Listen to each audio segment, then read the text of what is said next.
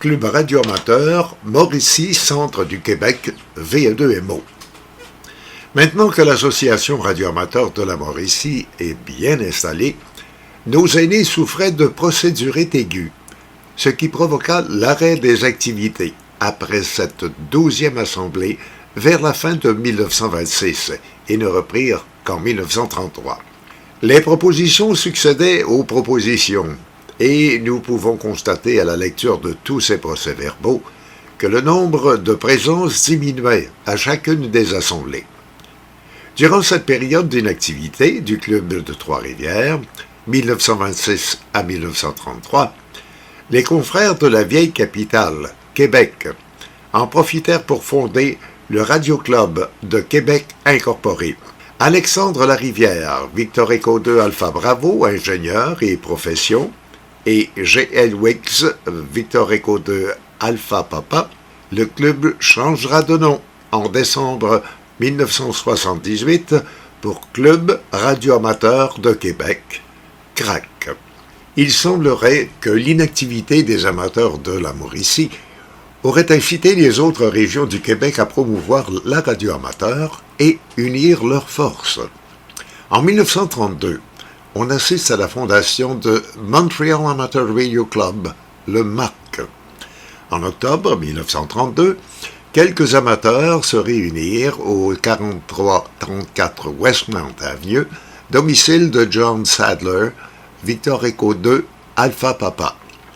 Étaient présents à cette réunion Bob, Victor Echo 2, Charlie X-Ray, Noël, Victor Echo 2, Delta Uniforme, Lynn, Victor Echo 2, Charlie Oscar, Art, Victor Echo 2, India Echo, le docteur Stedder, Victor Echo 2, Hotel Kilo, Alex, Victor Echo 2, Bravo Echo, Rod, Victor Echo 2, Fox Oscar et Gordon, Victor Echo 2, Alpha X-Ray, ainsi que quelques autres. De cette assemblée naquit le Montréal Amateur Radio Club, amalgame de ces quelques petits groupes résonance de VE2MO en 1933. À cette époque, les amateurs, pour la plupart, construisaient eux-mêmes leurs émetteurs et les problèmes résultant de la construction, de l'entretien et de l'opération de ces appareils étaient nombreux. Les réunions des membres du club contribuaient largement à les tenir au courant des nouvelles techniques et à les aider à aplanir les difficultés qu'ils rencontraient pour la poursuite de leur nouveau passe-temps. Donc, le 14 décembre 1933, 9 amateurs de radio de la région se sont regroupés en association chez Arthur Kemp. La radio amateur gagne tous les jours de nouveaux adeptes. Ceux de la région des Trois-Rivières, anxieux de se perfectionner et de multiplier leurs expériences, se sont réunis à la résidence de M. Arthur Kemp, 1176 de la rue Royale, pour se former en association. Au cours de cette première réunion, on procéda à l'élection des officiers. Le résultat suivant, président Arthur Kemp, Victor Echo 2, Echo Kilo. Vice-président, le docteur Rodrigue Veilleux, Victor Echo 2, Charles Zulu. Secrétaire trésorier, l'abbé Charles-Édouard Robert, Victor Echo 2, Echo Charlie. Outre les personnes déjà mentionnées, on remarquait à cette réunion l'abbé Eugène Désilet, Victor Echo 2 Alpha Zulu de Trois-Rivières, TVA Seeley, Victor Echo 2 India Québec et Albert Demon, Victor Echo 2 India Juliette de Shawinigan. À cette occasion, on avait tracé les grandes lignes d'une nouvelle constitution, ainsi que les règlements qui devaient être acceptés quelques jours plus tard, le 17 décembre 1933. Lors de cette première réunion officielle, sous le nom de l'Association des amateurs de radio de la vallée du Saint-Maurice, cette première assemblée de la nouvelle association avait donné un nouvel élan au club qui, après quelques années d'inactivité, reprenait vie sous la présidence de Arthur Kemp, Victor Echo 2, Echo Kilo. Le docteur Robert Veilleux, Victor Echo 2 Charlie Zulu, en est le vice-président et l'abbé Charles-Édouard Robert, Victor Écho 2 Écho Charlie, le secrétaire trésorier. C'étaient à peu près les mêmes personnages que lors de la fondation de 1923 qui reprenaient du service. Le 18 mars 1934, à une autre assemblée, on proposa que les réunions soient tenues dorénavant tous les mois, ce qui fut accepté à l'unanimité. Et c'est à la réunion du 23 avril suivant qu'il fut résolu d'affilier le club à l'ARL. Le 7 juillet 1935, une visite fut organisée au COTC de Yamachiche. Le COTC, acronyme d'une société de la couronne, la Canadian Overseas Telecommunication Corporation, était l'ancêtre de Téléglobe, et ses installations de Yamachiche ne comportaient que des récepteurs, alors que les émetteurs étaient situés à Drummondville. 1939 marque une autre suspension des activités radio due à la guerre 39-45. C'est en 1946 que fut autorisée à nouveau toute activité radioamateur. En 1947, l'Association des amateurs de radio de la vallée du Saint-Maurice atteint 115 membres actifs. Il en coûte 4 $ par année pour être membre.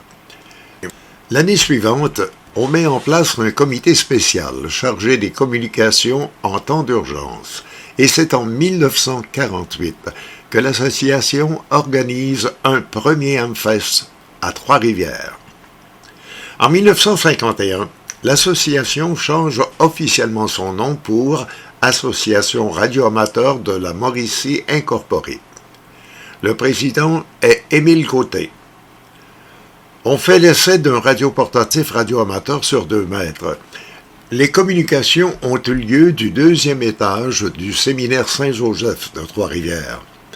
C'est également le début de distribution de plaques de véhicules automobiles avec l'inscription de l'indicatif d'appel du radioamateur.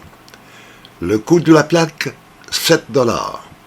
C'est Radioamateurs du Québec qui gère cette organisation, l'ancêtre de Raki, qui vit le jour en avril 1951.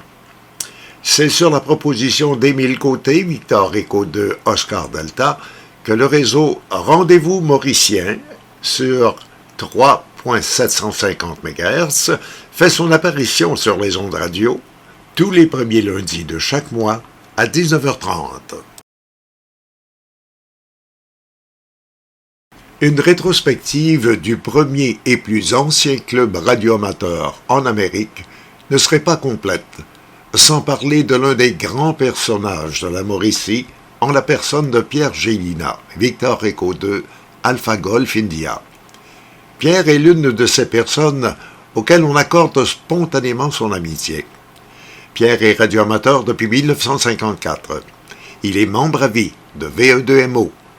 Il n'y a que 2 membres à vie chez VE2MO, le fondateur Arthur Kemp, Victor Écho 2 Écho Kilo, et Pierre, Victor Écho 2 Alpha Golf India.